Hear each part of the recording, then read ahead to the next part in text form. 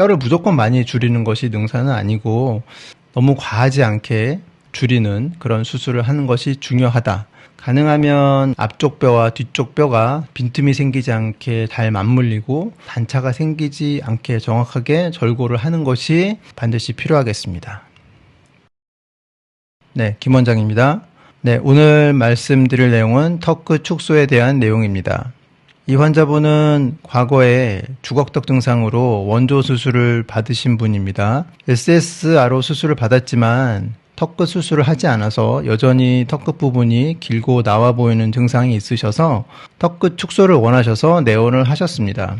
수술 전에 CT를 보시면 아직도 턱이 좀 나와 보이고 턱끝 길이가 길고 입을 다물기 위해서 턱끝이 뭉쳐있는 그런 모양을 띠고 있고요. 턱끝 뼈의 길이가 아직도 굉장히 긴 것을 알 수 있고 긴 턱 때문에 입을 다무는데 어려움이 있기 때문에 턱끝 부분에 근육이 뭉쳐 있어서 입술 아랫부분이 볼록한 것이 보이고 있습니다.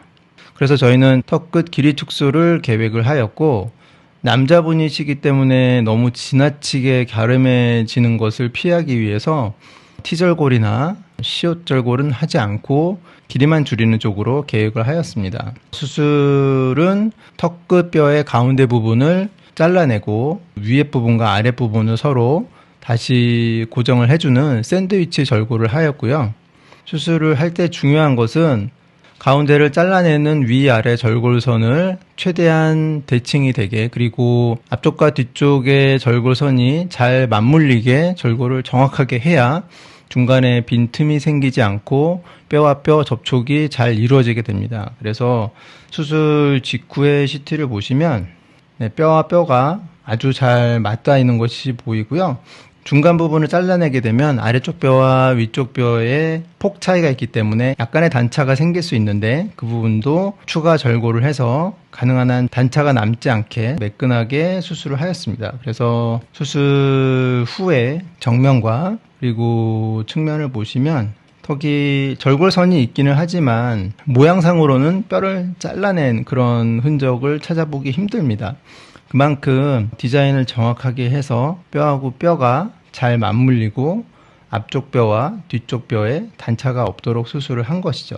그래서 수술 전과 수술 후의 모양을 비교를 해보시면 좌측에 수술 전은 굉장히 턱끝이 길고 가운데 부분에 근육이 뭉쳐있는 것이 보이는데 수술 직후에는 길이가 많이 줄어 있고 절골편의 앞쪽과 뒤쪽 모두 잘 접촉이 되어 있는 것을 CT상으로 확인하실 수가 있고요. 수술을 한 초기에는 턱 끝에 연부 조직에 붓기가 있기 때문에 앞쪽뿐 아니라 아래쪽도 상당히 연부 조직이 두꺼워져 있는 것을 볼 수 있습니다.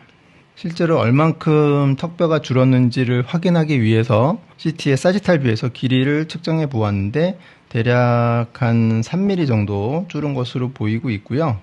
네, 근데 이분이 이제 6개월 정도 경과를 오셨습니다. 그래서 CT를 찍었는데 일단 정면 얼굴에서는 아직도 물론 턱이 조금 길기는 하지만 정상적인 범주 내에서 턱이 긴 정도이지 너무 과하게 턱이 길어 보이는 그런 상태는 아니셨고요. 뼈 모양을 보면 아까 있던 절골선이 거의 틈이 보이지 않을 정도로 다 아문 것을 볼 수 있습니다. 위에서 내려다본 모습에서는 덴탈 모드에서는 뼈의 밀도가 낮은 부분이 보이지만 일반 뼈 모드에서는 뼈가 완전히 다 붙어 있는 것처럼 보이고 있고요.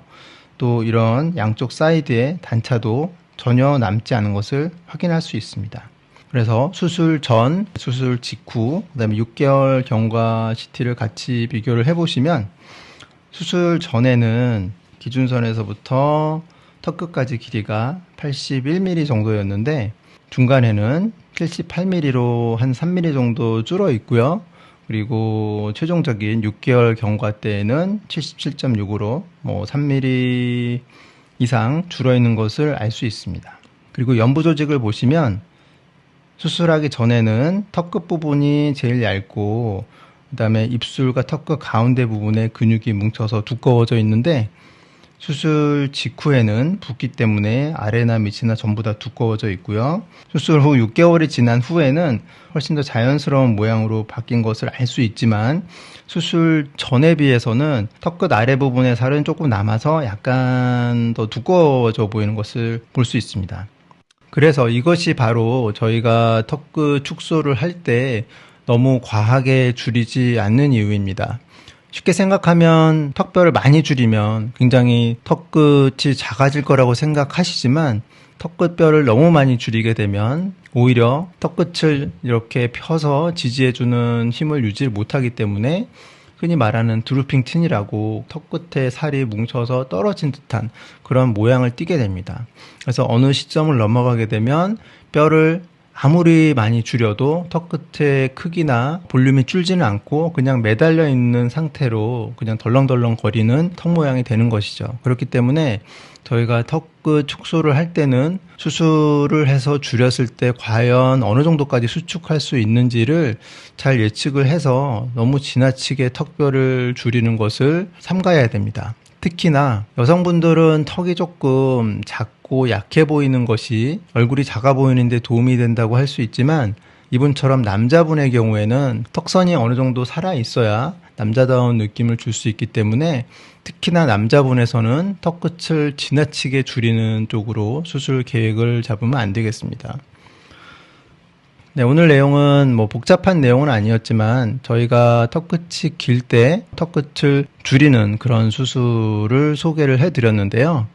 뼈를 무조건 많이 줄이는 것이 능사는 아니고 이런 연부 조직과 뼈와의 서로 상대적인 크기, 그 다음에 수술로 인해서 어느 정도까지 같이 줄어들 수 있는지 이런 부분들을 잘 판단을 해서 너무 과하지 않게 뼈를 줄이는 그런 수술을 하는 것이 중요하다.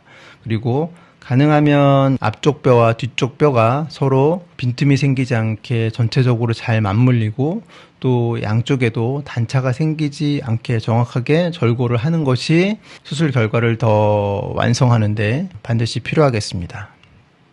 다음에도 유익한 내용으로 찾아뵙겠습니다. 김 원장이었습니다.